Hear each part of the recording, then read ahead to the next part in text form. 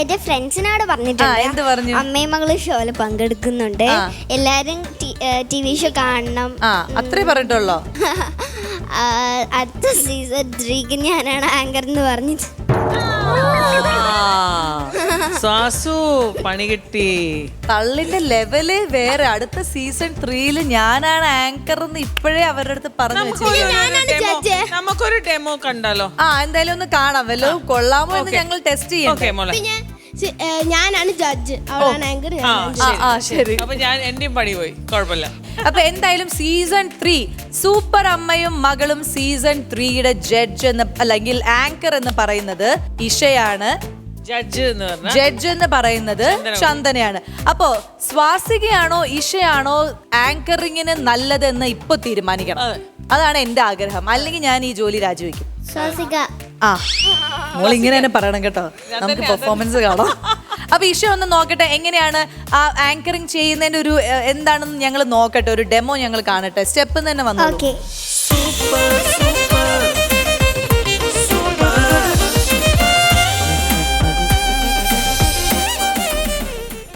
ഇന്നത്തെ ഷോ നമുക്ക്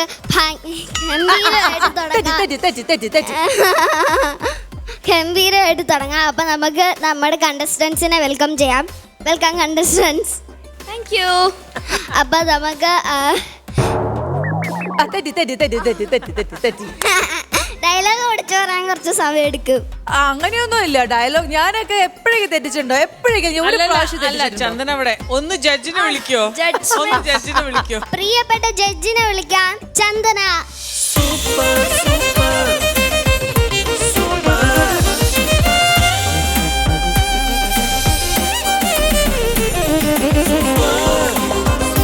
സൂപ്പർ അമ്മയും മകളും. അത്രേ ഉള്ളൂ, ഇത്രേ ഉള്ളൂ. കഴിഞ്ഞു.